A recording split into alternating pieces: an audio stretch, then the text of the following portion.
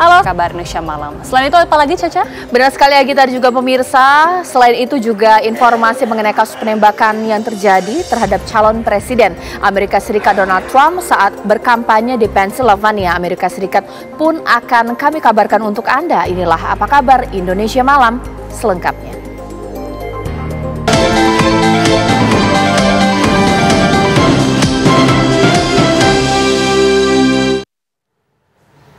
Pemirsa, 4 dari 7 terpidana kasus pembunuhan Vina dan Eki hingga kini belum dikembalikan pihak Polda Jabar ke Lapas Cirebon. Ya, mereka sebelumnya dipinjam dari Polda Jabar untuk keperluan penyidikan, termasuk untuk pencarian DPO.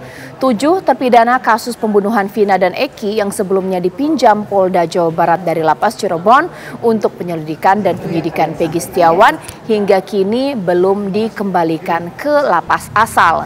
Para terpidana hukuman seumur hidup itu masih dititipkan ke beberapa rutan di Bandung meski sidang pra-peradilan Peggy Setiawan telah usai digelar. Pihak Lapas Kelas 1 Cirebon pun belum mendapatkan informasi kapan para terpidana itu akan dikembalikan. Dari 7 terpidana, 4 orang dititipkan di Rutan Kebonwaru Kota Bandung. Mereka adalah Rivaldi, Eka Sandi, Hadi, dan Suprianto. Sementara Jaya, Eko berada di Lapas Cilekong dan Sudirman berada di Lapas Bance. Keempat narapidana dalam kondisi sehat dan sudah berbaur dengan warga binaan lainnya. Namun belum diketahui sampai kapan keempat narapidana dititipkan di rutan tersebut.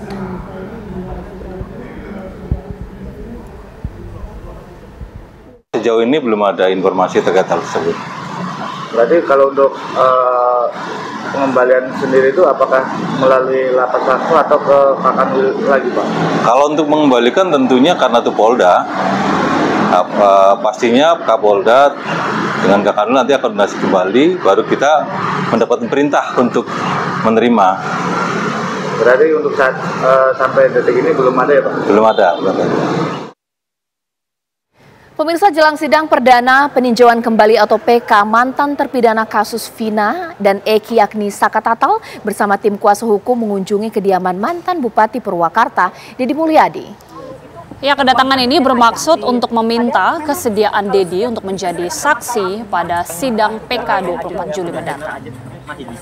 Mantan terpidana kasus pembunuhan Vina dan Eki, Saka Tatal didampingi kuasa hukum mendatangi kediaman mantan Bupati Purwakarta Dedi Mulyadi di Lembur Pakuan, Desa Sukasari, Kecamatan Dawuan, Kabupaten Subang, Jawa Barat.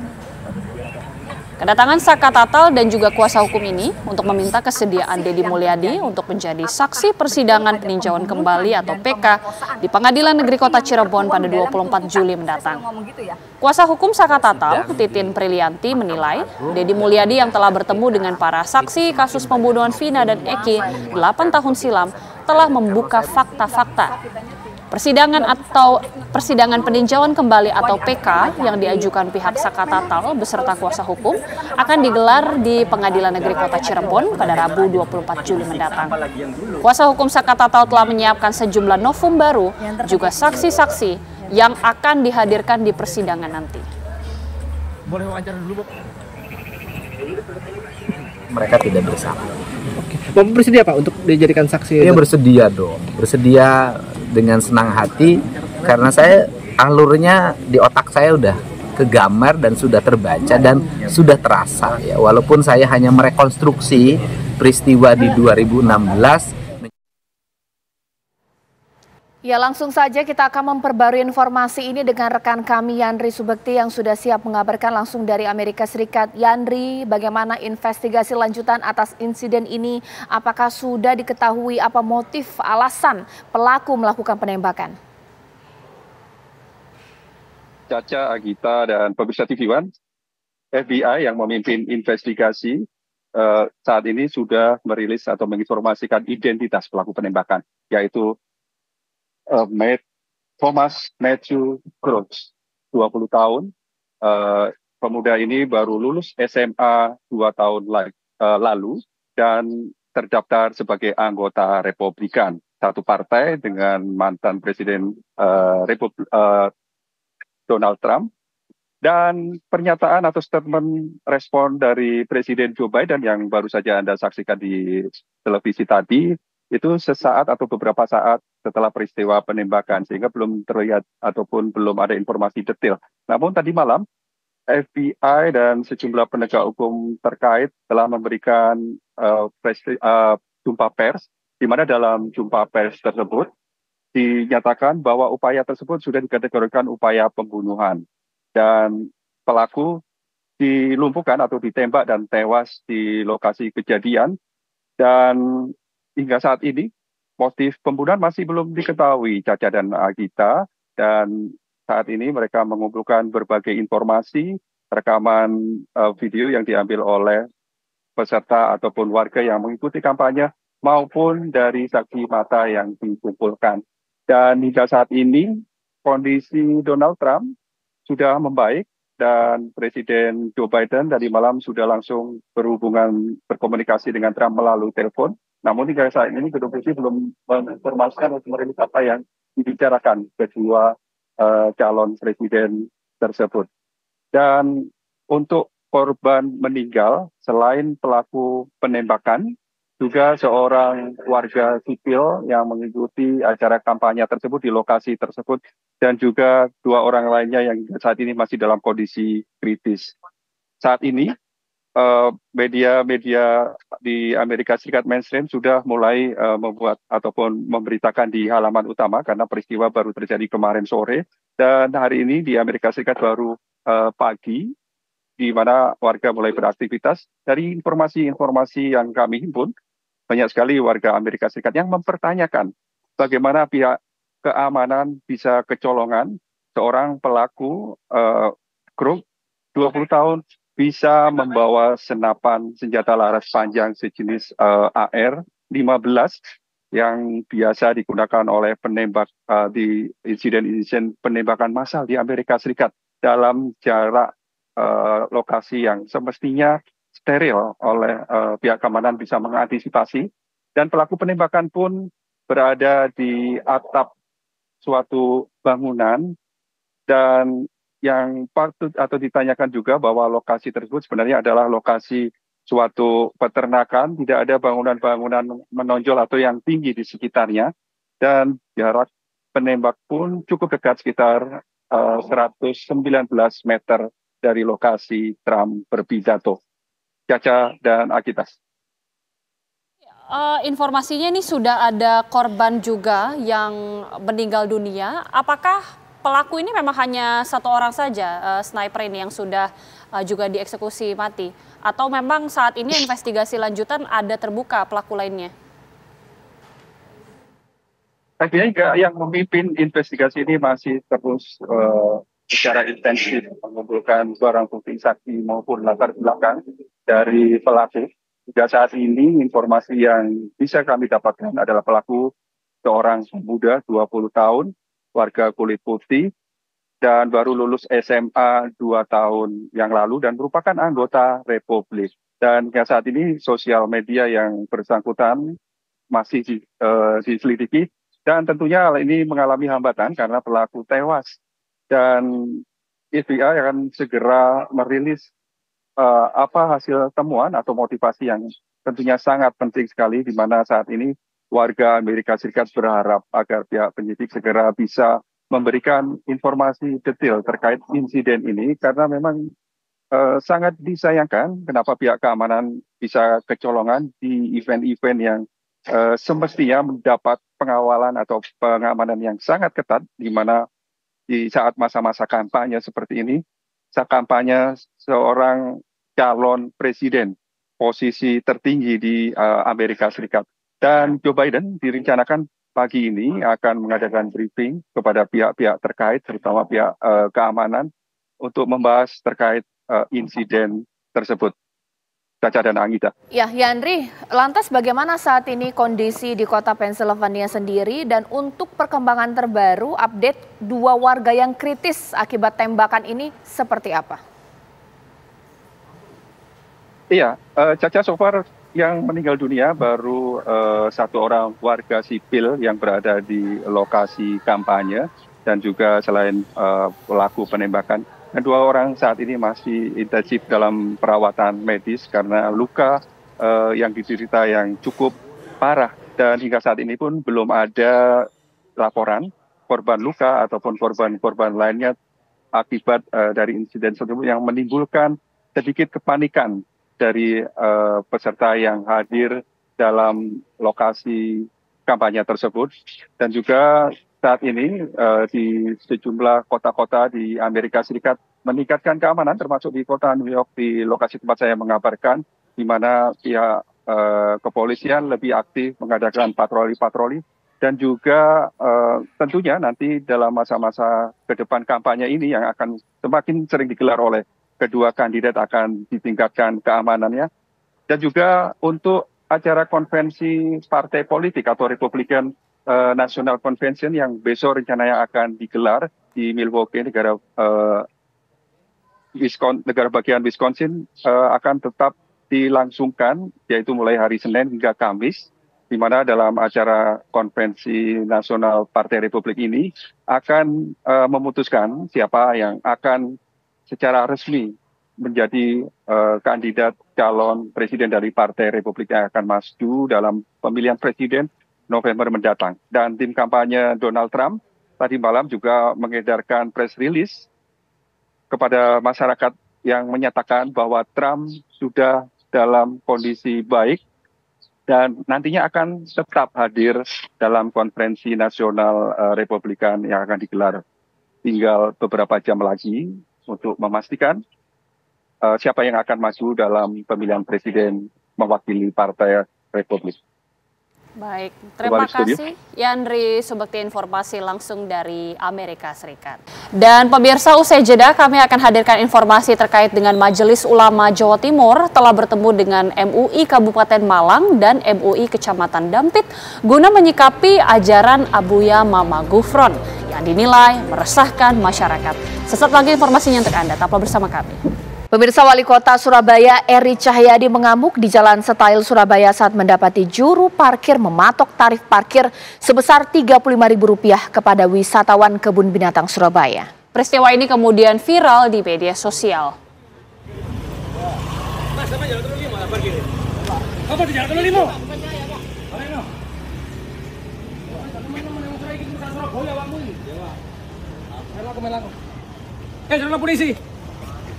Saudara polisi, sekarang polisi ngarep. Wah, merusak jeneng gua. Ah, iki kerja soro gewong Surabaya. Dan TJU. Sidak parkir liar ini dilakukan Wali Kota merespons banyaknya keluhan warga atas tarif parkir yang di luar ketentuan. Atas temuan tersebut, Wali Kota Surabaya memerintahkan Dishub Kota Surabaya untuk menertibkan parkir liar di seluruh tempat wisata dan juga taman kota di Surabaya. Kemarahan Eri Cahyadi, Wali Kota Surabaya ini terjadi usai dirinya mendapati langsung tukang parkir liar yang menarik tarif jauh di atas ketentuan tarif resmi dari pemerintah Kota Surabaya. Sidak yang dilakukan di kawasan wisata Kebun Binatang Surabaya, Wali Kota menemukan wisatawan ditarik tarif parkir mobil sebesar Rp35.000 oleh juru parkir liar di kawasan wisata KBS. Emosi Wali Kota berlanjut dengan mengumpulkan anggota Dishub Kota Surabaya yang berjaga di kawasan wisata KBS.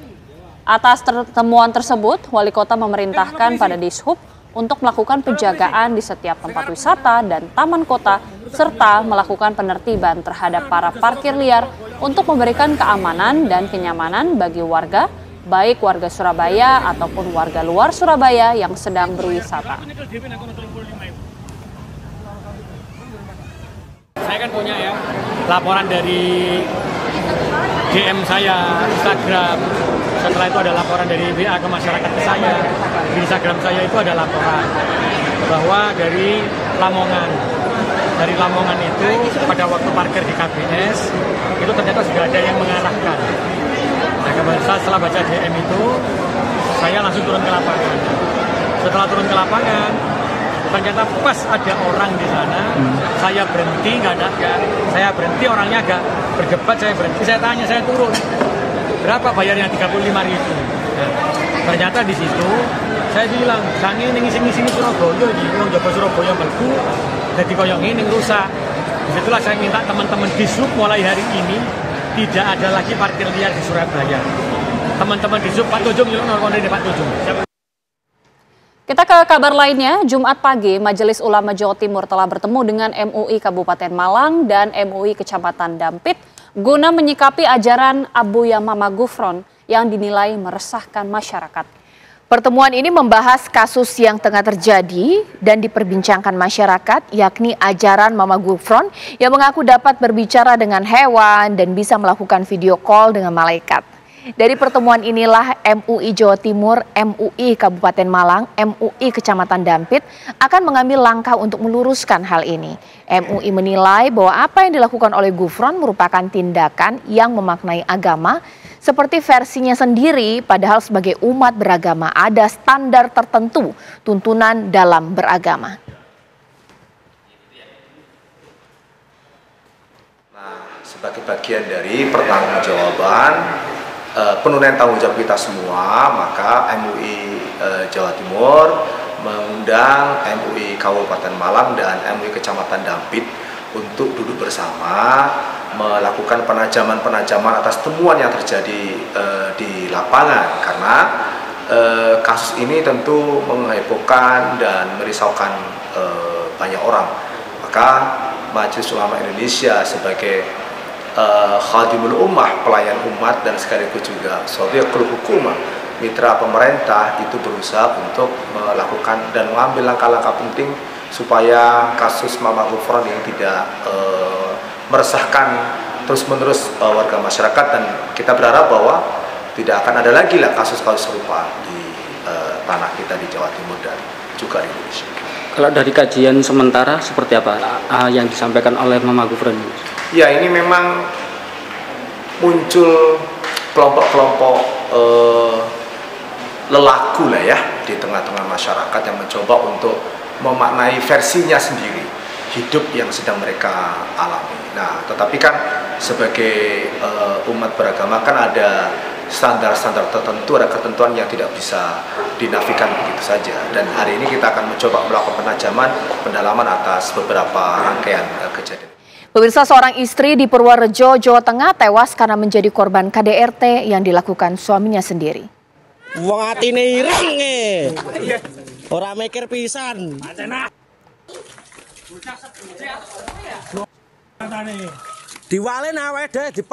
Inilah video yang beredar saat pelaku diamankan oleh petugas kepolisian agar tidak menjadi amukan warga.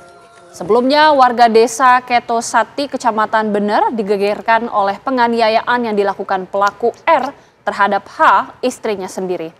Korban dinyatakan tewas setelah sempat menjalani perawatan di Rumah Sakit Islam Loano. Korban mengalami luka serius di bagian kepala akibat penganiayaan yang dilakukan pelaku. Belum diketahui motif pelaku melakukan penganiayaan. Polres Purworejo saat ini sudah mengamankan pelaku R dan masih dalam proses penyelidikan.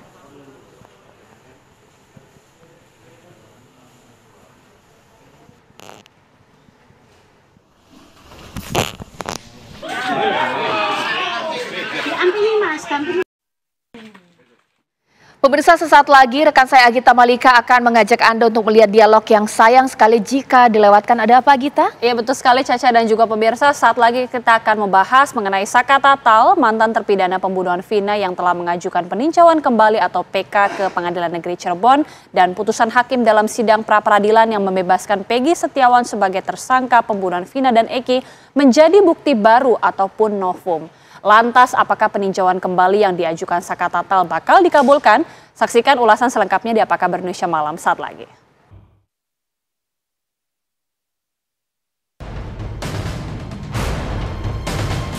Saka Tatal, mantan terpidana pembunuhan Vina, telah mengajukan peninjauan kembali atau PK ke Pengadilan Negeri Cirebon pada 8 Juli 2024 lalu. Meski Saka Tatal telah bebas setelah menjalani hukuman penjara 8 tahun, namun kini ia berusaha memulihkan namanya dengan mengajukan PK. Putusan hakim dalam sidang pra-peradilan yang membebaskan Peggy Setiawan sebagai tersangka pembunuhan Vina dan Eki menjadi bukti baru atau novum yang digunakan kuasa hukum Saka Tatal. Bagi Saka Tatal, dikabulkannya pra-peradilan Peggy bisa menjadi titik balik kasus pembunuhan Vina Eki yang terjadi pada tahun 2016. Kasus ini nih terungkap sebenarnya tuh sangat terang. Nggak seperti dulu gelap. Gelap gulita ya. Jadi ketika waktu itu dikasih lihat oleh penyidik fotonya Peggy bagaimana? Itu beda, Pak. Beda.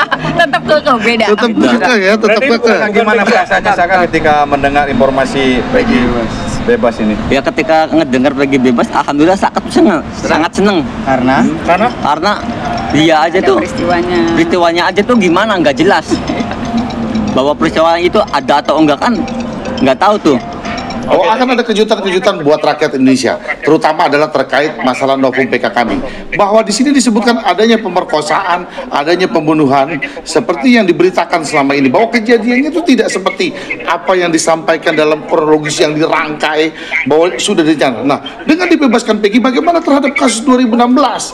Karena ini berkaitan dengan Saka yang sudah menjalani pidana ini, dan itu ada dalam putusan hakim. Justru kami meragukan telah terjadi dari awal proses penyidikannya ini sampai dengan adanya putusan itu pasti terencana dengan baik. Nah, justru dengan adanya PK ini kami berharap bahwa PK Saka akan dikabulkan. Peggy Setiawan, mantan tersangka kasus pembunuhan Vina dan Eki pun telah menyatakan kesiapannya untuk memberikan keterangan dalam sidang peninjauan kembali dari Saka Tatal. Jika memang dibutuhkan, ya saya insya Allah bersedia. Namun kan karena nggak ada terkaitan sama saya sih ya saya serahkan kepada kuasa hukum gitu. Berarti akan. Siap-siap. Iya, jika dibutuhkan, insya Allah siap. Sidang peninjauan kembali Saka Tatal kabarnya akan digelar pada Rabu 24 Juli 2024 mendatang. Pengacara Saka Tatal mengungkap 4 bukti baru atau novum sudah dimasukkan dalam memori peninjauan kembali. Lantas, apakah peninjauan kembali yang diajukan Saka Tatal bakal dikabulkan? Lalu apa pasal yang akan memberatkan Saka Tatal jika gugatannya tidak dikabulkan oleh hakim? Tim TV One mengabarkan.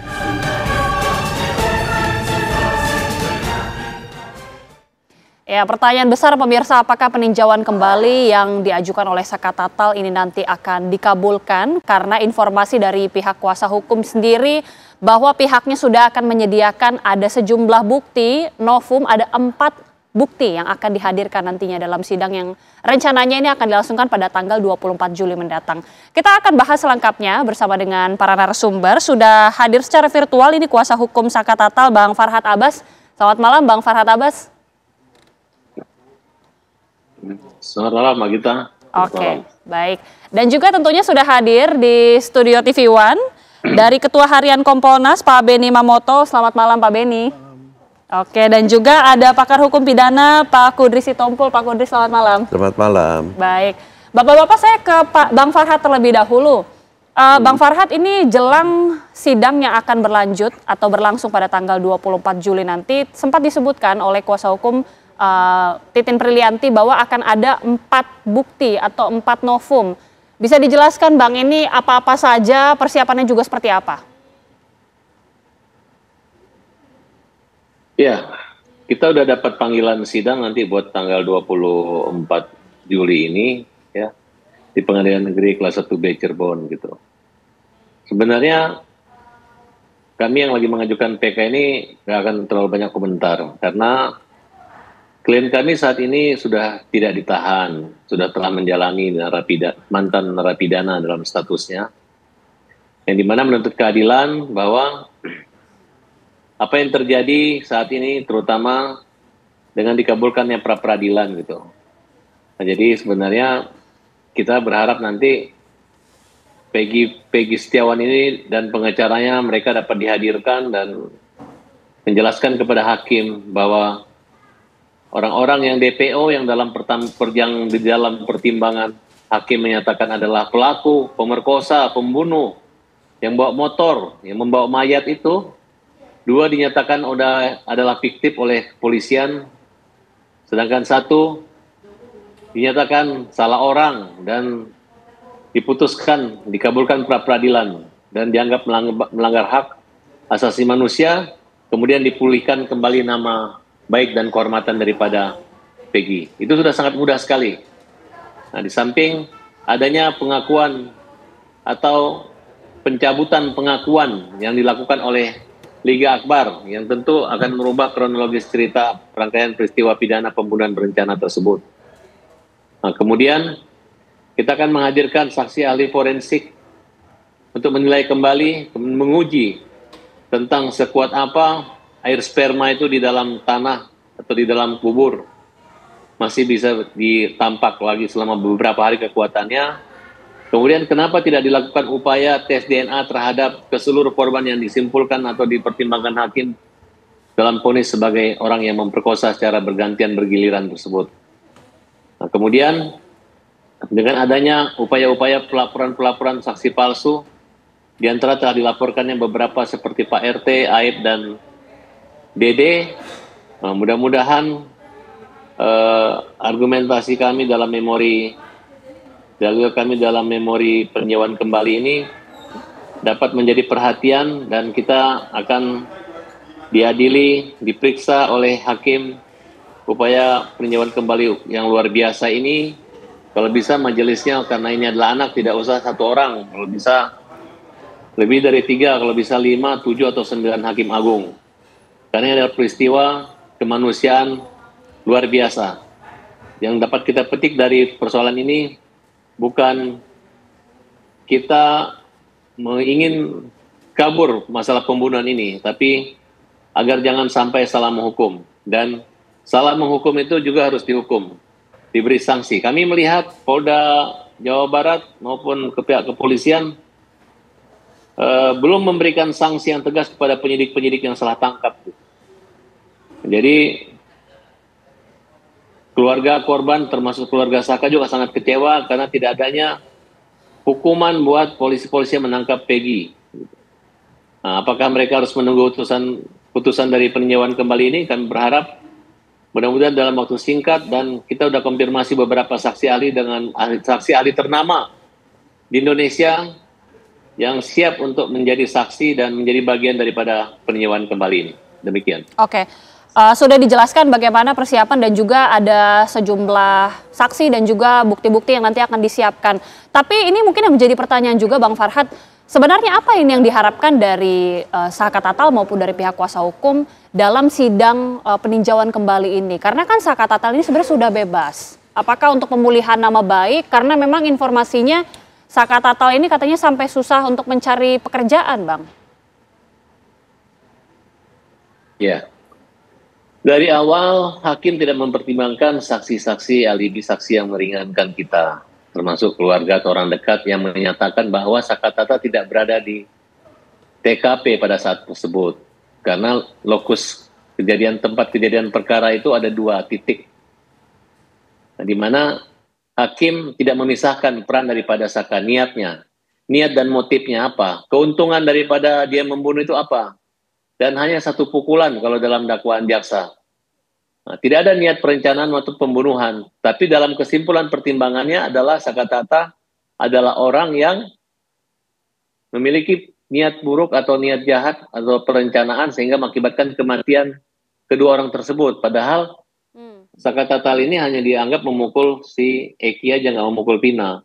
Nah, di sini kita melihat ada ketidakadilan di situ, dan memang hakim pada majelis mulai PNPT dan MA itu hanya mengambil copy paste daripada putusan atau penyidikan kepolisian. Catatan yang paling penting, di pledoi pertama, hakim menyampingkan pledoinya dengan alasan salah nomor perkara. Pengacaranya waktu itu awal menulis nomor surat kuasa yang intinya sama dengan nomor perkara, katanya dengan alasan tidak ada endpoint. Jadi Saka Tatal sama aja tidak pakai pengacara, tidak ada pledoi. Pada saat banding, memori kasasi, memori banding yang sudah didaftar dan ada tanda terima, dan kontra memori atas memori banding jaksa, itu saat ada tapi tidak disertakan, tidak dilampirkan ke pengadilan tinggi. Majelis Hakim Pengadilan Tinggi pun menyatakan pengacara Saka Tatal tidak menyerahkan memori banding. Jadi itu betul-betul dalam keadaan KO, bukan dalam keadaan oke. Terbalik, kalau orang harusnya oke, kan ini KO. Nah, demikian juga putusan pengadilan Mahkamah Agung. Nah, setelah 8 tahun, dan ternyata merupakan semangat baru dengan adanya Peggy lepas, kemudian Liga Akbar mencabut, ya, kemudian DPO-nya berkurang. Jadi peristiwa itu hanya imajinasi atau halusinasi yang terjadi yang mengakibatkan 7 terpidana dihukum seumur hidup rata semua, dan Saka Tatal dihukum 8 tahun telah menjalani, dan sampai saat ini dampak buat dia tidak mendapat pekerjaan dan ada traumatis, dan kita berharap agar Saka Tatal maupun ke-7 terpidana tersebut ditangguhkan sementara, dikeluarkan sementara berdasarkan putusan, dan tidak harus menunggu. Udah gampang, sangat mudah dibaca. Hakim Aib Sulaiman aja yakin bahwa orang-orang yang DPO itu bukan pelakunya, dan polisi sudah menyatakan 2 udah fiktif. Jadi apa lagi? Karena kalau nggak ada mereka nggak akan mati tuh Eki. Tidak ada Peggy nggak akan mati tuh Eki. Itulah yang menjadi dasar bahwa Saka siap, di samping telah menjalani hukuman, siap sumpah pocong pun dia tidak melakukan itu. Semoga jalan terang, dan semoga keadilan itu ada di kota Cirebon. Dari sinilah kita mulai sidang pada tanggal 24 Juli nanti. Kami berharap seluruh masyarakat Cirebon untuk hadir bersama-sama. Kita tuntut keadilan, kita gelar perkara ini, kemudian kita tuntut hakim di Mahkamah Agung untuk membebaskan Saka Tatal dan ke-7 terpidana lainnya. Baik, Bang. Ya, saya ke Pak Kudri sekarang. Ya. Bang Farhat tadi sudah menjelaskan ya, ini upaya untuk mencari keadilan untuk Saka Tatal, sekalipun sudah bebas. Ada sejumlah bukti dan juga novum yang sudah disiapkan. Pak Kudri melihat bagaimana ini nanti sidang PK ini? Pertama-tama kan kita tahu bahwa terpidananya sudah melaksanakan putusan itu. Dia mengajukan PK dengan harapan tadi mencari keadilan. Dan ini biasanya terjadi dalam perkara pidana, orang mengajukan PK, ya walaupun dia sudah melaksanakan hukuman pidananya, penjaranya, dia mengajukan PK. Untuk apa? Dia menyatakan bebas karena ada kaitan dengan perkara lain, perkara perdata. Mungkin di perkara perdata dia kalah, ya karena perkara pidana, misalnya perkara penggelapan, penipuan, pemalsuan surat, macam-macam, ya. Nah, jadi kalau misalnya pidananya dia bebas, berarti perkara perdatanya, perbuatan melawan hukumnya itu gugatannya akan dibatalkan juga. Itu biasanya ini. Tapi ini kan nggak ada kaitannya dengan perkara itu, hanya ingin mencari keadilan. Mungkin juga karena terpidananya atau mantan terpidananya itu secara psikologis trauma gitu ya, dia mengalami trauma psikologis. Tadi disebutkan juga ya, soal mungkin dengan itu bebasnya gitu loh. Nah tapi mengenai syarat ya untuk mengajukan PK ini ya, novum itu ada waktunya ya, 6 bulan sejak diketemukan novum itu. Jadi kan nanti akan yang sidangnya tanggal berapa, 26 itu sebenarnya ya itu bukan sidang perkara pokoknya, itu di PN untuk diperiksa ya sebelum berkasnya dikirim ke Mahkamah Agung. 6 bulan itu akan diperiksa, akan dipanggil saksi-saksi. 6 bulan sejak diketemukan bukti barunya itu. Nah, bukti barunya itu bukti sebenarnya bukti yang lama dahulu ada tapi tidak pernah diketemukan. Itu mungkin kemungkinan pertama. Kemungkinan kedua, novumnya itu bukti baru setelah perkara itu selesai. Ya kita nggak tahu ya apakah yang bentuk yang pertama ya artinya buktinya sudah lama baru ditemukan, atau bukti baru setelah perkara itu selesai baru, dan itu pun harus 6 bulan waktunya. Nggak bisa ini, nah perkara ini kan sudah 8 tahun ya ini ya kita nggak tahu, ini juga mohon hati-hati buat penasihat hukumnya untuk mempertimbangkan hal itu. Tetapi untuk mengajukan PK bukan semata-mata karena novum, ada alasan lain, yaitu ada kekeliruan yang nyata ya, bahwa hakim ada kekeliruan nyata dari hakim ya. Nah ini nanti kita nggak tahu dieksplor ya, atau digali oleh penasihat hukum di sisi mana bahwa hakim itu ada kekeliruan yang nyata ya, itu jadi bukan alasan novum itu ya. Jadi saya kira itu dua hal yang perlu diperhatikan oleh penasihat hukum untuk mengajukan PK itu. Oke. Bagaimana juga dengan yang dikemukakan oleh Bang Farhat, salah satunya kan putusan dari pra peradilan Peggy. Ini apa pengaruhnya nanti dalam sidang PK nanti? Apalagi Peggy juga sudah menyatakan sebenarnya siap untuk membantu memberikan keterangan dalam kapasitasnya tentunya. Perlu dipahami bahwa pra peradilan itu bukan menyangkut pokok perkara. Jadi tidak menyatakan seseorang itu bersalah ya atau tidak bersalah, telah memenuhi unsur tindak pidana atau tidak, itu bukan soal itu. Tetapi yang dimasalahkan prosedur dan administrasi penetapan dia sebagai tersangka sesuai dengan aturan atau tidak. Ya, nah jadi ini kan nggak menyangkut pokok perkara. Menurut pendapat saya putusan pada peradilan PG itu agak sulit untuk dipakai untuk alasan untuk PK gitu loh. Nah kalau misalnya Peggy mau menjadikan saksi, loh Peggy-nya kan nggak ada di tempat, iya kan, dia bagaimana mau menjadi saksi, iya kan? Nah kita nggak tahu, apalagi katanya Peggy nggak kenal dengan Saka gitu. Jadi apa ininya relevannya? Saya nggak tahu ya. Apa yang mau dari sisi apa? Ya karena kita nggak tahu ya. Tapi kalau dari pemahaman saya dari orang luar yang mengamati itu sulit kalau Peggy untuk sebagai saksi. Kecuali ada dua orang dulu saksi dalam perkara, dia mencabut keterangan di muka pengadilan, dan ini sepengetahuan saya tahu ya. Tidak ada orang ya dulu menjadi saksi di pengadilan terus dia cabut. Yang sering terjadi itu di pengadilan dia mencabut keterangan di waktu penyidikan. Tetapi kalau orang sudah putusan sudah inkrah terus tiba-tiba dia menyatakan mencabut keterangannya dia. Nah ini nggak bisa. Kalau katakanlah dia misalnya dia mencabut keterangan di muka pengadilan, nggak bisa. Beda dengan di BAP karena dia cabut BAP. Itu orang yang memberikan keterangan di muka pengadilan dan disumpah, dia nggak bisa cabut lagi, ya kan? Kecuali dia mau kasih keterangan baru yang bertentangan dengan keterangan, itu hal lain, ya kan? Tapi dia nggak bisa mencabut, oh keterangan saya dulu waktu diperiksa hakim saya cabut, nggak bisa. Beda dengan waktu di kepolisian itu. Udah. Tapi kalau dia mau menyatakan, wah saya dulu kasih keterangan bohong, dulu kan, itu bisa. Ya kecuali dia mau mengajukan hal yang seperti itu, bisa saja. Ya, Pak Beni, bagaimana kemudian melihat Kompolnas melihat ya Saka Tatal mengajukan PK ini? Ya tentunya kami menghargai ya segala upaya yang dilakukan oleh penasihat hukum untuk mencari kebenaran dan keadilan.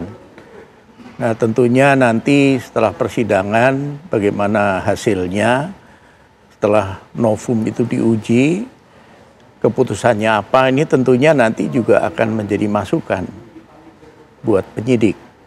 Ada hal-hal baru mungkin yang selama ini belum terungkap. Karena terus terang mencermati kasus ini kan saya sendiri agak bingung. Karena apa? Ini sudah inkrah, sudah pernah pra-peradilan, sudah pernah gerasi dan sebagainya. Namun sekali lagi kami menghargai upaya ini, mudah-mudahan ini adalah tahapan untuk mewujudkan kebenaran tadi. Sehingga rasa keadilan masyarakat ini bisa terpenuhi. Oke, salah satu yang juga menjadi perhatian adalah pernyataan atau statement ya dari Bang Farhad Abbas mengatakan ada kritik juga, kenapa tidak ditindak tegas ini para penyidik yang juga ibaratnya salah tangkap, sampai saat ini masih belum ada juga kejelasan. Ini nanti bisa ditanggapi juga oleh Pak Beni, namun usai jeda pemirsa kami kembali sesaat lagi. Ya, langsung ke Pak Beni terlebih dahulu. Kalau tadi Bang Farhad sempat mengungkapkan ya ada kritik juga. Kenapa sih kemudian polisi begitu ya belum menindak tegas para penyidik yang kemudian melakukan salah tangkap ini sampai sekarang belum ada tindak lanjutnya. Kompolnas melihatnya bagaimana ya Pak Beni? Ya yang pertama yang kami tahu ya tim dari Mabes itu sudah turun untuk merunut sejak penanganan pertama. Siapa saja yang menangani, prosesnya bagaimana, kemudian dalam konteks pendekatan secara saintifik, ada hal-hal yang tidak dilakukan dan sebagainya. Itu sudah. Nah untuk yang penetapan tersangka, ini kami belum mendengar apa hasilnya, tetapi kami tim juga turun dari Mabes. Nantinya kami akan cek sejauh mana hasilnya, kemudian apa tindak lanjutnya. Jadi tentunya karena berawal dari penanganan yang tidak optimal dan pendekatan secara saintifiknya ini lemah sekali, maka dampaknya ke sini. Ya sebagai contoh, kalau kita bandingkan dengan kasus pembakaran rumah wartawan yang di Tanah Karo, itu bagus sekali. karena pendekatan secara saintifik lengkap tidak bisa membantah. CCTV diambil, kemudian pemeriksaan TKP, debunya diambil, jenis bahan bakarnya apa dan sebagainya, sehingga klop antara keterangan tersangka dengan saksi-saksi dan bukti secara saintifik. Nah, itulah yang tentunya ideal ya, penanganan yang ideal. Nah, sementara penanganan awal kasus ini banyak kelemahannya. Ya. Nah, oleh sebab itu upaya-upaya yang dilakukan sekarang dengan PK, kemudian nanti mungkin yang lain juga seperti itu, kembali diharapkan nanti hadir bukti-bukti baru atau saksi-saksi baru yang nanti sekali lagi yang kita harapkan adalah tegaknya kebenaran dan keadilan. Bang Farhad, ini kan kalau tadi Pak Kudri mengatakan novum atau bukti yang baru yang dihadirkan ini ada tenggat waktunya sekitar 6 bulan atau 180 hari ya Pak Kudri ya.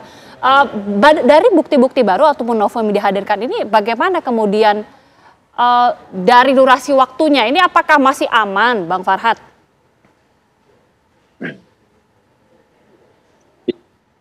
Ya itu nggak ada masalah ya.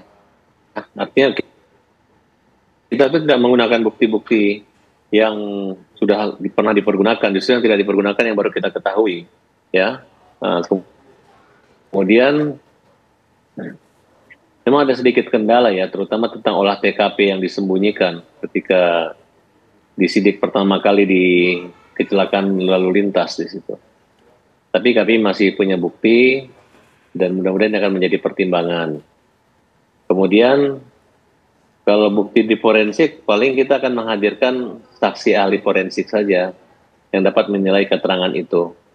Nah, karena kami melihat di sini, kalau kita berdebat tentang masalah kualitas saksi, kualitas semua, bagi kami hanya melihat kualitas bukti, kualitas saksi tidak berkualitas, termasuk penyidiknya juga kurang, penuntutnya juga, bahkan hakimnya juga bukan menilai bukti yang kualitas, tapi mereka tidak punya kualitas keahlian, kemampuan dalam mengadili satu perkara yang dimana hanya berdasarkan atau mengejar pengakuan tersangka, pengakuan terdakwa, pengakuan saja gitu.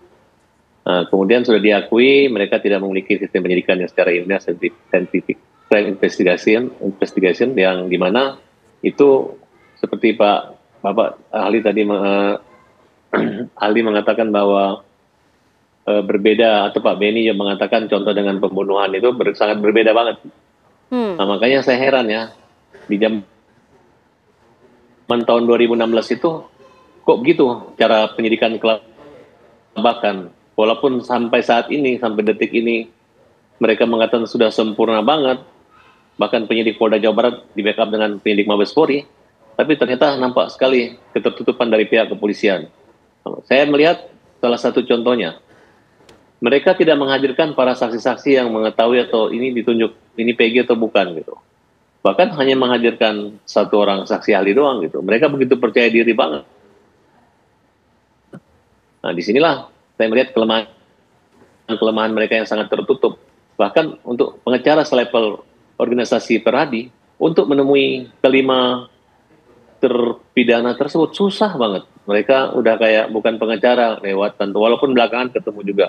Bahkan saya dengar informasi Sudirman yang saksi yang seolah-olah mengaku karena nggak tahan disiksa, itu juga sampai sekarang belum ada kepastian pengacaranya yang di tempat yang akan menempati keluarganya menunjuk Peradi nggak pernah ketemu dengan Sudirman sampai saat ini. Yang membuat kelima terpidana itu terhalang atau agak terhambat untuk mengajukan PK, sehingga kami memilih duluan bersamaan dengan sebelum putusnya Peggy pun kami sudah mengajukan peninjauan kembali gitu. Nah, jadi mudah-mudahan pengacara dari pihak Peggy mengatakan konfirmasi siap ya, siap mereka untuk hadir dan menyerahkan kepada hakim bahwa nih hakim tahun 2024 saja menilai kualitas penyidikannya, cara menetapkan tersangka DPO pun masih dianggap melanggar gitu sehingga dibatalkan. Bagaimana peran daripada Peggy yang memperkosa, menusuk, memukul batu kepalanya itu? Sedangkan polisi yakin banget ini orangnya. Karena seolah-olah saksi-saksi yang sebelum mencabut menyebut itu. Walaupun belakangan mereka mencabut. Tapi hakim-hakim di tingkat pengadilan negeri sampai untuk tata sampai di Mahkamah Agung ya hanya mendengar saja. Malah dimarahin kalau anak ini berbohong, dianggap suaranya terbata-bata, alasan itu membuat dia dihukum berat. Dan yang lain dihukum rata seumur hidup. Nah inilah menurut saya, dengan menangnya Peggy ini, mudah-mudahan terang Indonesia, ahli-ahli hukum dan hakim-hakim nanti. Artinya tidak usah lagi mencari-cari kesalahan, masalah waktu, nopum, segala macam, tapi dengan dasar kekeliruan hakim, ya, di mana dia jelas bahwa semua dakwaan jaksa itu nggak ada saksi yang mendukung. Saksi yang ada itu adalah saksi yang melihat jauh dari 50 meter. Dan itu merupakan rangkaian cerita, laporan yang dibuat oleh Rudiana. Yang sampai saat ini, Rudiana itu tidak muncul. Saksi-saksi ini tidak muncul, nggak berani muncul-muncul dong. Kan kamu yang membuat orang di penjara. Kenapa sembunyi gitu? Kenapa sembunyi gitu? Hadirkan. Kalau memang kalian dulu merasa bersalah diarahkan oleh Rudiana, jujurlah seperti Liga Akbar, jujur aja gitu. Karena walaupun kalian nggak ada juga, nanti hakim akan menilai bahwa semua kualitas produk tuntutan, dakwaan maupun vonis hakim ini adalah di luar daripada batas keprofesionalan seorang hakim. Dan tidak banyak kasus seperti ini.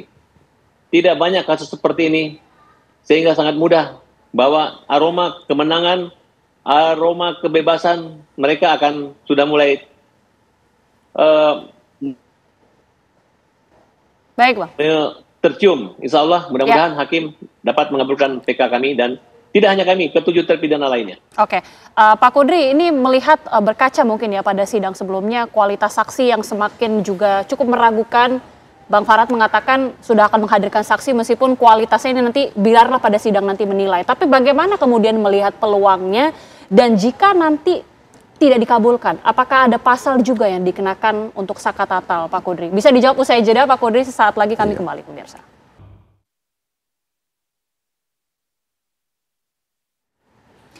Ya, sidang ini masih akan berlangsung pada tanggal 24 Juli, pemirsa. Tapi saya mungkin akan tanya ke Pak Kudri, melihat peluang saka tatal ini dikabulkan sidang PK-nya seberapa kuat, Pak? Dan apabila tidak dikabulkan, apakah ada pasal yang dikenakan juga kepada saka tatal? Yang terakhir dulu ya saya jawab ya. Oke, silakan. Permohonan PK itu intinya cuman tolak atau kabul. Ya, kalau ditolak artinya nggak ada ini. Ya, nggak ada efek apa-apa kepada pemohon kasasi, pemohon PK. Oke, jadi tidak ada ya dikenakan. Kalau kabul, dikurangikah masa hukumannya? Ya, dia udah habis gitu loh. Atau dinyatakan bebas. Ya kalau bebas dia ini ya. Tapi bisa jadi juga putusan permohonan PK-nya diterima dengan cara mengurangi hukuman. Tapi menurut perkiraan saya nggak mungkin hakim akan, karena dia udah habis masa penuntutan itu gitu loh ya. Nah jadi ini cuman tolak atau kabul, itu aja. Ditolak atau dia dibebaskan, dinyatakan bebas itu keduanya. Nah kedua, berapa besar kemungkinannya tergantung bukti apa. Kalau dia menggunakan novum, ya bukti apa yang bisa meyakinkan bahwa memang saka tatal itu tidak melakukan gitu loh. Kalau misalnya saksi, ya katakan ada saksi yang selama ini nggak mau muncul karena takut, itu juga akan diuji, ya dia keterangan bersesuaian dengan keadaan-keadaan yang lain atau tidak gitu loh, ya kan nanti bisa ya. Satu itu. Kalau misalnya ada bukti misalnya berupa dokumen misalnya, ya kan, nah itu kita lihat itu mungkin yang lebih ini ya. Atau ada bukti digital, ya misalnya kita nggak tahu rekaman kah atau apa dari misalnya catatan dari operator operator seluler bisa dicari, kita nggak tahu apa yang mau dia ajukan. Atau misalnya ahli, ya kan bisa saja ahli yang mau dikatakan itu. Tetapi mesti diingat juga ketika sidang pertama untuk pemeriksaan bukan pokok perkara PK-nya tapi di pengadilan negeri, itu termohon PK-nya juga hadir, dipanggil. Dalam hal ini penuntut umum. Ya penuntut umum juga diberikan kewenangan untuk mengajukan ahli. Karena kan nanti kan termohon PK-nya dia mengajukan kontra memori PK. Jadi kan memori PK yang diajukan oleh pemohon PK itu dikasih kepada termohon PK. Dalam hal ini penuntut umum. Penuntut umum berhak untuk mengcounter, termasuk mengajukan ahli, mengajukan saksi dan itu bisa. Jadi persidangannya kita lihat. Jadi pertanyaan berapa besar kemungkinan PK itu bukan permohonan PK-nya prosedurnya bukan, tapi nanti pokok perkaranya oleh hakim agung itu ya, majelis PK-nya itu akan menerima PK itu tergantung satu argumentasi, tentu bukti ya, bergantung bukti dengan catatan ini sudah melalui syarat 6 bulan itu sudah terpenuhi, ya kan? Itu dianggap berkaitan atau tidak satu. Kedua, misalnya argumentasi yang dibuat oleh pemohon PK untuk meyakinkan hakim bahwa memang ada kekeliruan dalam arti kekeliruan bukan kekeliruan, ada kekeliruan fakta, ada kekeliruan penerapan hukum, ada kekeliruan tidak memberikan pertimbangan yang cukup. Iya kan? Ya, itu kan ada 3. Jadi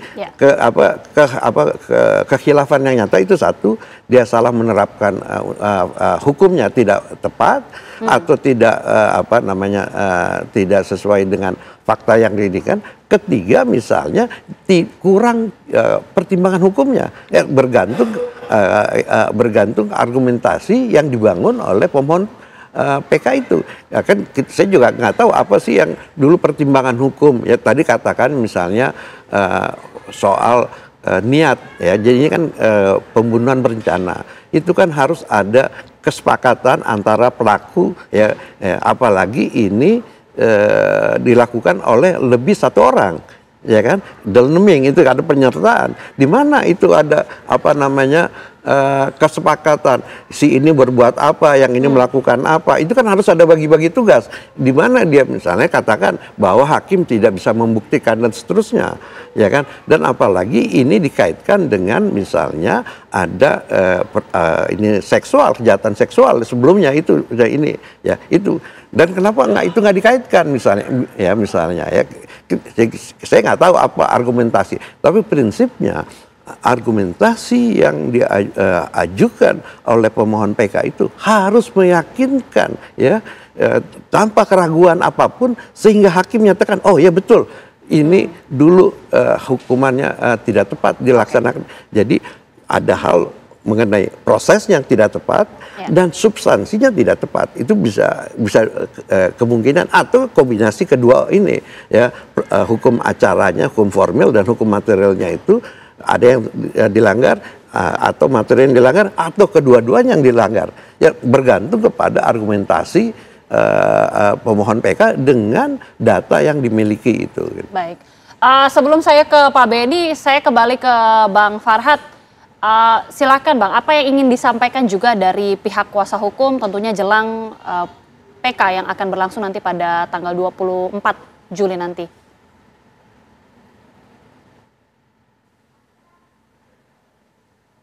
Halo? Bang Farhad? Kurang jelas suaranya Mbak? Oke.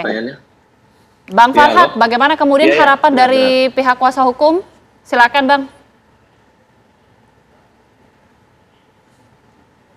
Harapan kami adalah ya saksi-saksi yang berbohong itu untuk bertobat, kemudian nggak usah lagi bikin-bikin manuver sampai saksi pakai pengacara, kemudian pengacaranya membentuk tim, terus sebagai tim pencari fakta, padahal orang-orangnya itu aja gitu. Nah, jadi jangan juga terlalu membela-bela pihak polisian, karena ini bukan masalah Polri secara institusi, tapi menurut saya adalah orang-orang yang memiliki jabatan sebagai penyidik, yang sebagiannya udah meninggal kan. Sekarang nggak ada tanggung jawab turun-temurun untuk membela kekaburan ataupun kegelapan ini. Nah, jadi kiranya pihak Kapolri turun tangan langsung, Pak. Jadi jadilah polisi ini bukan hanya sebagai penyidik, tapi juga jadi dokter hukum yang menyembuhkan penyakit-penyakit dan ketidakadilan ini. Jadi caranya begitu, jangan kekeh. Sampai saat ini kami melihat pihak kepolisian khususnya Polda Jawa Barat itu tetap kita protes tidak ganti juga penyidiknya, itu mulu, akhirnya kalah gitu. Nah, sebaiknya sebelum kalah dan malu sebaiknya diklarifikasi aja gitu. Baik. Diproses, kemudian diluruskan. Kalau mereka memang tanpa harus menunggu PK, kalau perlu ditangguhkan dulu penahanan mereka sampai ada keputusan apakah mereka itu akan bebas atau tetap dihukum seumur hidup. Demikian. Baik, Pak Beni terakhir bisa merespons juga dari pernyataan Bang Farhad, tapi kita sudah melihat serangkaian proses kasus pidana ini panjang sekali. Apa ini yang kemudian bisa menjadi pelajaran dari pihak kepolisian terkait dengan ini? Yang pertama tentunya berangkat dari hasil evaluasi penanganan pertama tahun 2016, dari kelemahan-kelemahan kekurangan ini tidak boleh terulang kembali, tidak boleh underestimate, tidak boleh menganggap satu kasus itu ini sederhana, karena era sekarang ketika publik tidak puas, mereka akan memviralkan kasus ini dan kemudian nanti menjadi atensi publik.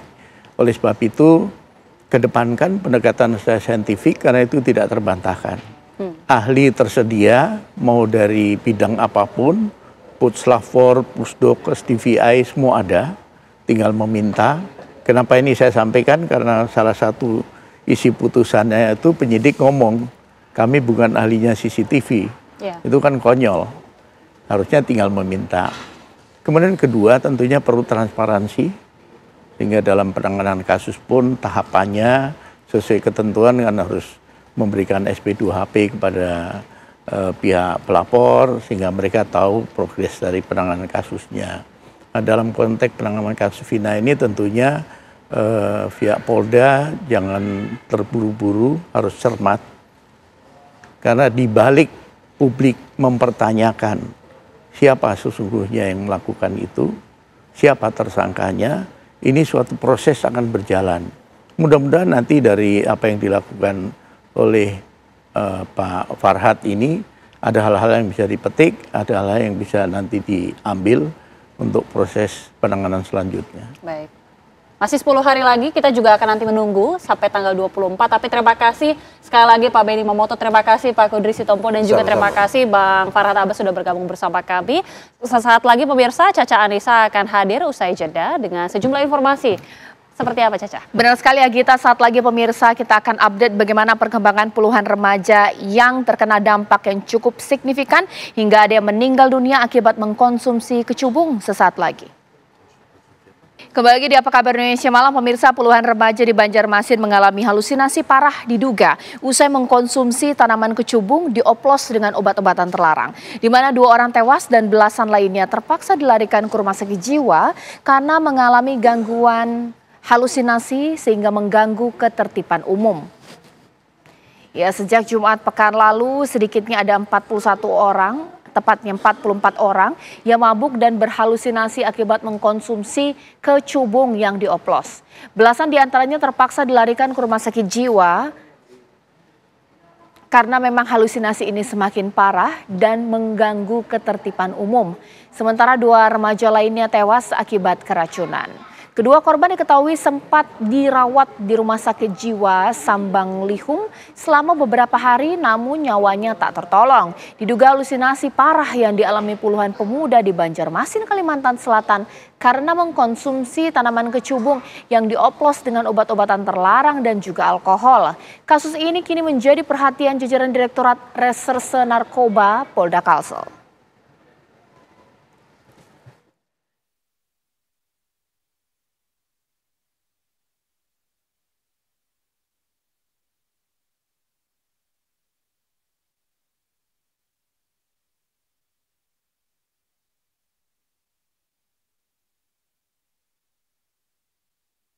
Lalu apa bahaya kecubung pemirsa? Saya akan hadirkan informasi lebih lengkapnya ini untuk menjadi warning untuk kita, bahkan juga Anda bisa memberitahukan kepada anak-anak Anda. Ini dia informasi untuk Anda.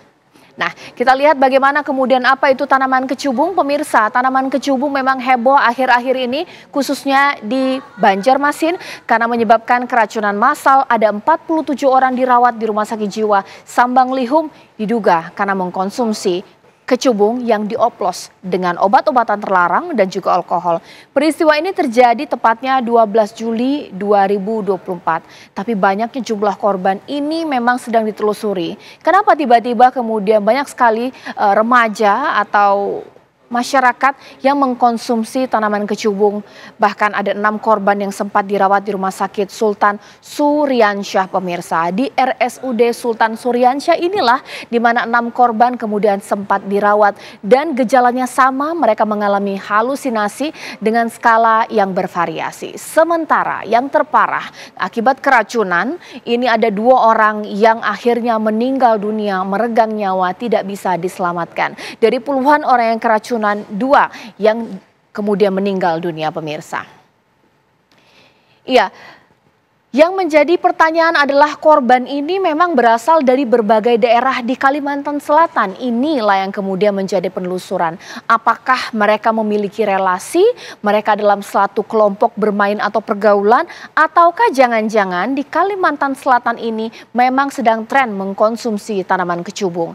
Nah, Polda Kalsel pun sedang menunggu hasil uji lab for kandungan dari buah kecubung tersebut, pemirsa, hingga perlu ada penelitian. Kenapa ada korban yang hanya mengalami gejala halusinasi ringan, ada yang berat dan ada yang sampai meninggal dunia. Apakah faktor alkohol ataukah juga obat-obatan yang dioplos bersama dengan tanaman kecubung, atau jangan-jangan banyaknya tanaman kecubung yang ia konsumsi menyebabkan keracunan. Lantas kita lihat lagi informasi apa itu tanaman kecubung, pemirsa. Betul, kandungan dari zat adiktif yang ada di tanaman kecubung mengandung sejumlah senyawa kimia beracun yang memiliki efek psikotropika. Meskipun tanaman kecubung belum dikategorikan sebagai psikotropika, tapi memiliki efek psikotropika.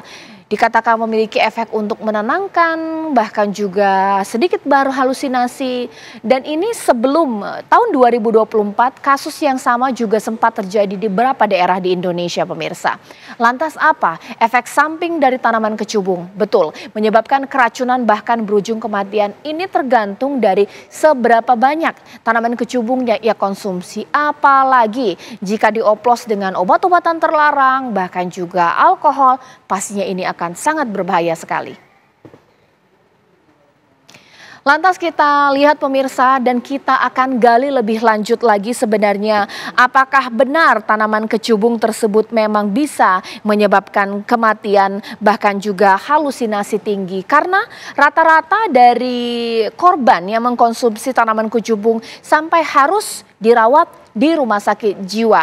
Itu yang akan saya tanyakan langsung dengan Dr. Firdaus Yamani, spesialis kejiwaan yang merupakan konsultan adiksi di sini dan juga psikiater. Selamat malam, Assalamualaikum Dr. Firdaus. Selamat malam, Waalaikumsalam. Ya, Dr. Firdaus, berdasarkan keilmuan Anda mengenai fenomena remaja masyarakat yang mengkonsumsi kecubung, apakah memang benar dalam tanaman yang kita lihat tidak terlihat seperti berbahaya ya, tapi ketika dikonsumsi hingga mereka teriak-teriak, menangis sampai harus dirawat di rumah sakit jiwa, efek halusinasi yang cukup parah, boleh dijelaskan? Ya, betul sekali. Kecubung mengandung zat yang bersifat halusinogenik, di mana di dalamnya terdapat alkaloid seperti atrofin, kemudian skopolamin, hiazosamin, di mana alkohol ini menyebabkan halusinasi sehingga mereka berperilaku aneh, seperti mereka berada di alam yang sebenarnya berbeda dengan realitas. Baik, Dok, yang memang menjadi pertanyaan kan bahwa kecubung ini dikonsumsi tapi juga berbarengan dengan atau bersamaan dengan obat-obatan terlarang dan juga alkohol.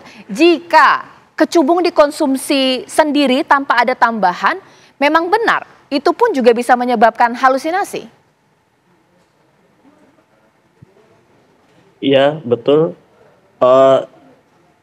Meskipun cuma memakan setengah, itu juga bisa terjadi halusinasi, apalagi kalau dicampur dengan zat yang lain, alkohol atau obat yang lain, maka efeknya akan semakin meningkat, bahkan akan jadi lebih berbahaya, bisa menekan saraf pernapasan, bisa terjadi depresi atau kelumpuhan pernapasan.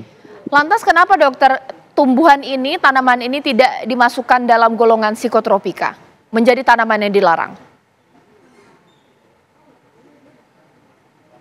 Ya, karena selama ini tanaman kecubung sudah dikenal untuk pengobatan tradisional, bisa digunakan untuk mengobati asma, untuk obat bius, untuk nyeri rematik, untuk obat batuk, sehingga karena ada penggunaannya untuk dimasukkan sebagai psikotropika, tentu perlu diskusi dengan berbagai pihak.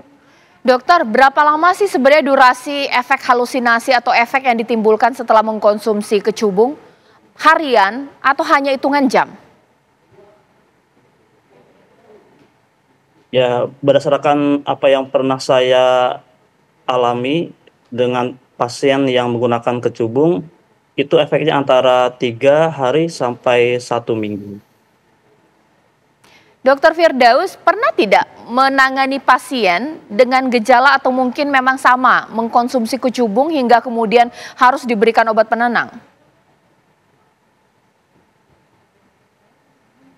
Iya, karena adanya efek halusinogenik itu harus diberikan obat penenang untuk segera menetralisir efeknya agar halusinasinya segera hilang, kemudian mereka tidak gelisah.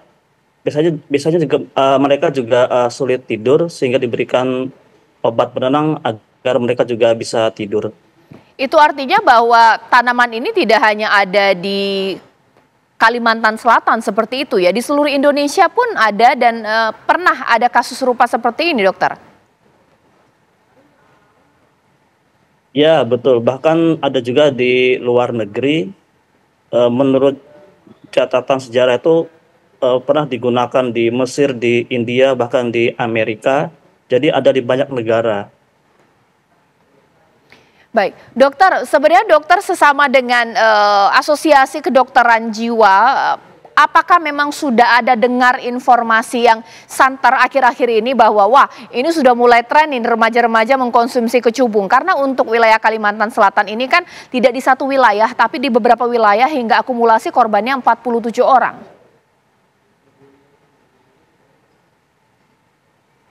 Ya, mungkin saya sedikit klarifikasi dulu.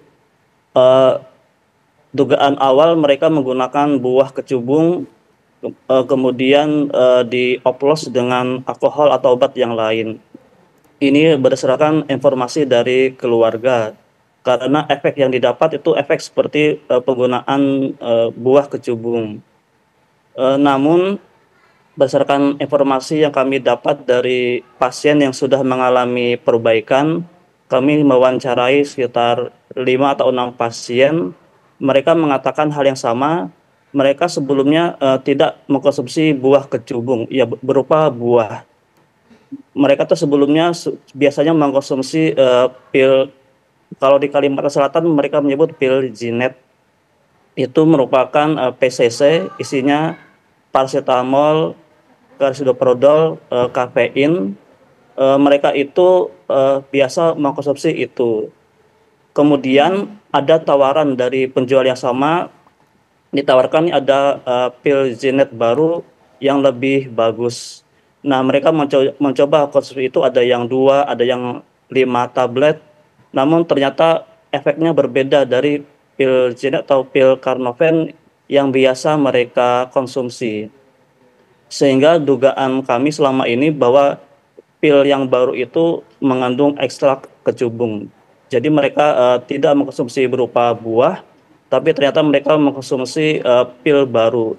Untuk isinya apa sedang diteliti oleh Polda, oleh lab kesehatan untuk memastikan lebih lanjut kandungannya. Terima kasih. Oh baik, berarti ini menjadi hal tren terbaru ya Pak ya, karena buah kecubung itu sulit didapatkan dalam keadaan segar, tapi ternyata sedang tren beredar di kalangan remaja sudah dalam bentuk pil seperti itu.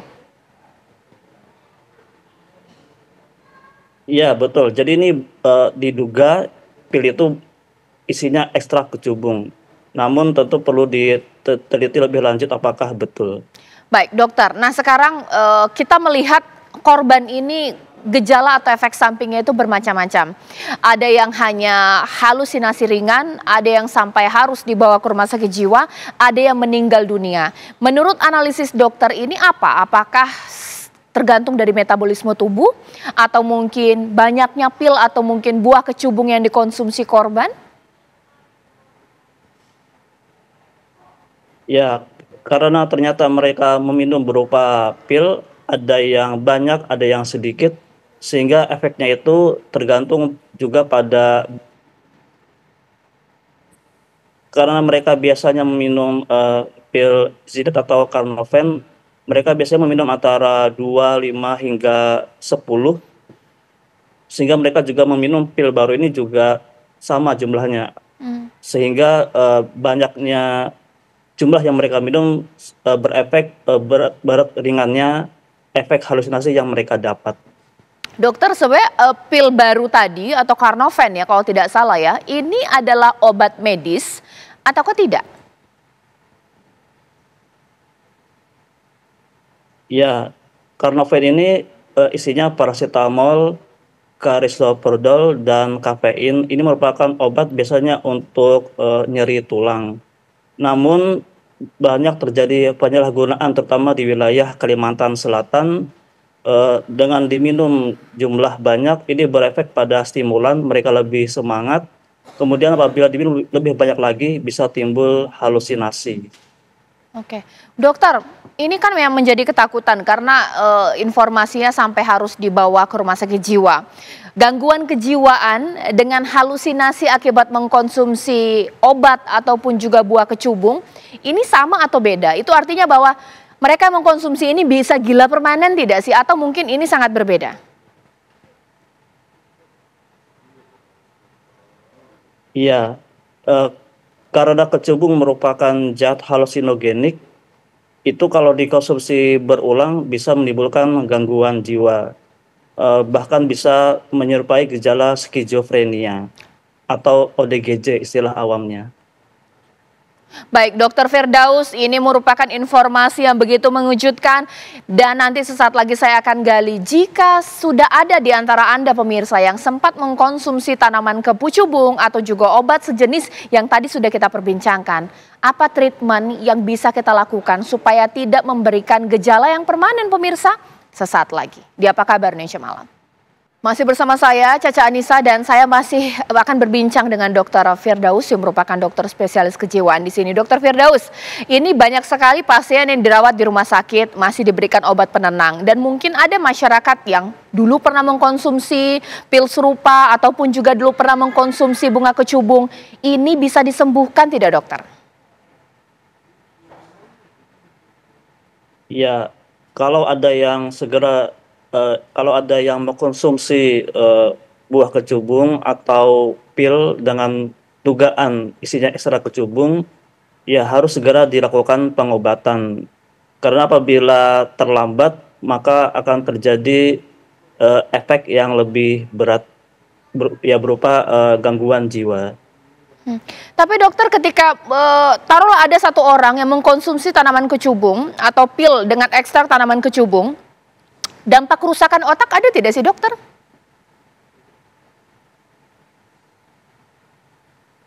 Ya, efek yang pertama yang timbul adalah berupa halusinasi, kemudian akhirnya mereka mengalami gangguan perilaku, kemudian ada yang sulit tidur, bahkan ada juga sampai mengganggu tubuh mereka. Tekanan darah mereka menjadi naik, kemudian suhu meningkat, kemudian akan timbul kerusakan otak apabila mereka mengkonsumsi dalam jumlah banyak ataupun dalam jangka waktu yang lama. Oke, kalau efek adiksinya, dokter, ada tidak? Sekali mengkonsumsi tanaman ini, dia pasti ingin lagi mencoba lagi terus, seperti narkotika pada umumnya. Ya, karena ini merupakan termasuk zat halusinogenik, jarang menimbulkan ketergantungan atau kecanduan. Berbeda dengan zat yang sifatnya stimulan, depresan seperti sabu atau putau itu lebih cepat menimbulkan kecanduan atau adiksi. Baik, dokter, terakhir apa himbauan dokter? Terkadang anak remaja ini suka mencari tahu sesuatu tapi dampaknya ternyata begitu fatal seperti ini. Apa himbauan dokter untuk masyarakat jangan pernah menyentuh pil ataupun tanaman kecubung? Ya, baik. Ya, seperti kita lihat bersama, ternyata dengan memakan buah kecubung ataupun pil yang diduga mengandung ekstrak kecubung, itu menimbulkan halusinasi dan ini berbahaya, bahkan ada yang sampai meninggal karena terjadi depresi atau kelumpuhan pernapasan. Nah, jadi mari kita jauhi obat tersebut agar kita bisa hidup sehat. Dan kalau ada yang menawarkan pil tersebut dikatakan ini pil yang lebih bagus daripada pil Carnoven sebelumnya, ditolak saja karena ini berbahaya. Baik, terima kasih Dr. Firdaus, spesialis kejiwaan. Ini mudah-mudahan masyarakat bisa menambah informasi Anda untuk waspada dan mungkin bisa dilihat sanak keluarga untuk jadikan ini pembelajaran agar peristiwa tersebut tidak menimpa keluarga kita, bahkan juga orang sekitar. Terima kasih Dr. Firdaus. Dan pemirsa, sesaat lagi nanti akan ada kabar utama yang akan dibawakan rekan kami Gina Vita, tapi saya sudah bersama dengan rekan saya Agita Malika di sini. Agita. Iya, betul sekali Caca dan juga pemirsa. Demikian kebersamaan kita di Apa Kabar Indonesia Malam. Mewakili kru bertugas, saya Agita Malika. Saya Caca Ani.